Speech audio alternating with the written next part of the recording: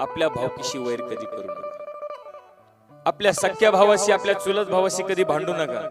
1.5 फुटाच्या बांधावरून ज्याच्यासोबत आपण भांडलो, ज्याच्यासोबत आपण वैर केलं, आपण मेल्याच्या नंतर आपल्या तिरडीला खांदा देण्याकरता सर्वात अगोदर तोच पुढे येतो.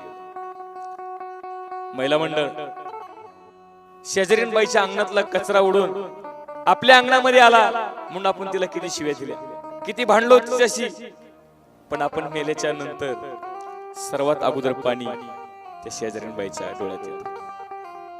आपण त्या देशामध्ये जन्माला आलेले माणसं आहोत, ज्या देशामध्ये आपला वैरी जरी मेला ना तरी आपल्या डोळ्यामध्ये पाणी येतं. मग मला सांगा, मेलेच्या नंतर एकामेकासाठी रडायचंच आहे, तर मग हे जिवंतपणी वैर हेवे दावे कशासाठी? लहान असाल तर मोठ्यांची माफी मागायला शिका, मोठे असाल तर लहानांना माफ करा.